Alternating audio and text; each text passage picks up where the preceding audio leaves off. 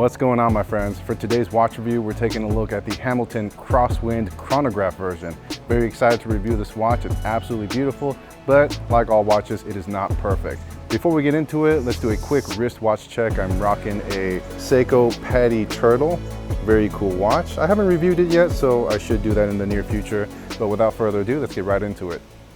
Starting off with price, you can find the Crosswind going for around $1,200 to $1,600 online. Looking at the case dimensions, I've got those on the screen for you. Feel free to pause at any time to write those down. Just off of the numbers, you can tell that this is a fairly hefty and chunky watch.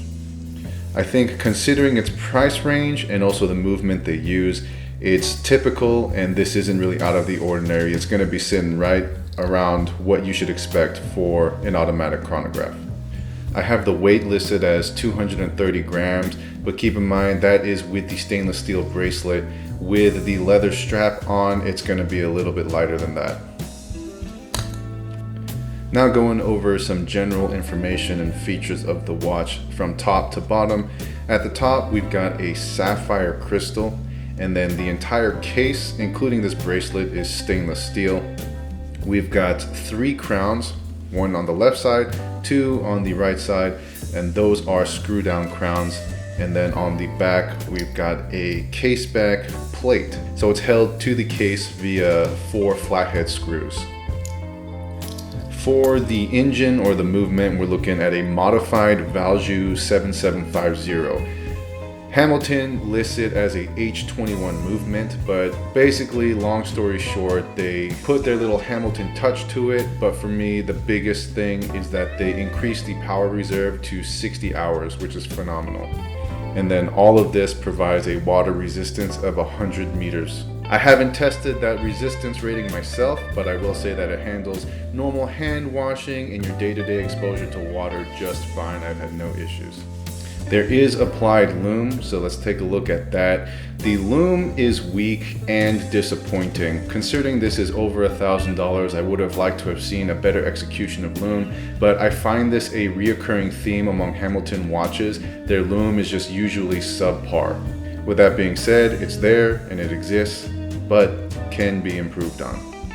Taking a look at the dial, at the 12 o'clock, we've got a hour subdial, and at the 6 o'clock, we have a minute subdial. So these 2 subdials are used for your chronograph function or stopwatch function. And then at the 3 o'clock, we have a running second hand. Over at 9 o'clock, we have a day-date complication. And all of this together really makes a very cool looking dial. It's not too busy. You'd think it would be busy, but I think they executed it just fine. And I think one of the reasons why it looks so good is because the 12 and 6 o'clock subdials are that beautiful brushed silver tone style, and it contrasts really good, and then it helps kind of differentiate each of the subdials from each other. Up at the very top, you're going to notice a little window, and that is for the crosswind function, which we'll go over later on in this review. Taking a look at the bezel, we have a bi-directional bezel here. I have owned the non-chronograph version of the X-Wind, and I think they executed it better on that version. This one, there's really no like locking ball bearings or anything, no ratcheting system. It's straight up just like a loose friction bezel. It does lock in some positions, and it works fine. Just in my opinion, it is of less quality compared to the non-chrono version. But there is no denying that it looks phenomenal. They did a really good job of the design and the overall finishing. Going over the crown and pushers, everything is done really well here. The crowns are threaded very nicely. Nothing here feels sloppy, and nothing here is difficult to use. It screws in and screws out easily, and again, it functions as it should. Same thing with the main crown. Hand winding the movement feels tight and it feels good, and is a great ambassador to the quality you should expect from a Swiss watch. For the pushers, you've got 2, and this is for your chronograph function. So the bottom one is going to be your start and stop button, or start and stop pusher, and then the top one is to reset. I don't believe there is a column wheel in this movement, but despite that, everything feels crisp and sharp. The second hand starts and stops on the dime. You know, it doesn't seem like there's a delay or any kind of jumping action. And now moving on to the bracelet. Before we talk about the bracelet, I want to talk about the strap, because this is actually what it came with. As you can see, I have not used it. This is brand new, just because I'm not a leather guy. I prefer stainless steel. But with that being said, you know, obviously my opinions on this are going to mean nothing because I've never used it. But just from a superficial assessment, it's great quality, it's fantastic. Usually you get like really cheap, just not good quality leather, but in this case, for the price that you're spending, I think you are getting very high quality straps here. But like I said, I'm not a leather guy, so what I did is I just ordered an OEM Crosswind bracelet from Swatch directly, and so they sent this over, and this is great. One thing I think Hamilton is very weak, or something they need to improve on in their clasps, is the micro adjust.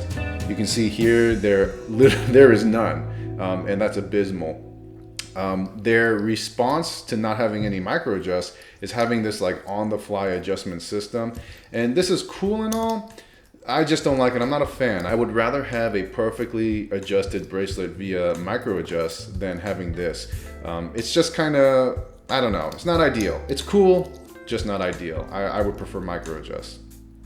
But with that being said, quality is fantastic. Finishing is fantastic. Comfortable bracelet. And my criticisms are really purely subjective. Of course, everything is subjective, but yeah, those are my thoughts. And then for the caseback, I know that the caseback is designed to be used as part of the Crosswind function, but it really is a damn shame that they cover half of the movement in there, because it is a beautiful movement. The Valjoux 7750 is great, it's fun to look at, and in this case, I don't know, I'm not a fan.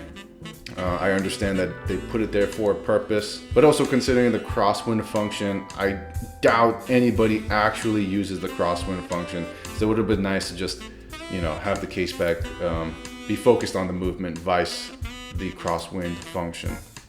And now going over the finishing, I think it's great. I love the fact that there is minimal mirror polishing along this entire case. It's all brushed for the most part, and it looks fantastic. It just exudes the aura of a tool watch, of something that is meant to be on an engineer or aviator's wrist, and I'm a huge fan of that. They did a great job here. I think professional is the perfect word to describe the Crosswind. Now let's go over how to use the Crosswind feature. For this example, the initial conditions are going to be a plane speed of 180 miles per hour, plane direction going 040, a wind speed of 40 miles per hour, and the wind is going to be coming from 070. So this is what it's going to look like with the plane going in that direction and the wind coming from that direction. So to begin, we're going to set the inner bezels, so the upper and lower inner bezels, to the initial condition, which is going to be the upper inner bezel will be pointing at 12 o'clock as indicated by the red arrow, and then the lower inner bezel will be set to 0. Once we've set the initial conditions of the inner bezel, we will then adjust the upper inner bezel to point to the direction of the wind. After we do that, we will adjust the outer bezel to indicate the plane's speed. So in this case, 18 is going to represent 180 miles per hour. And so we will move 18 to line up with the red arrow. Next, we're going to calculate the crosswind angle.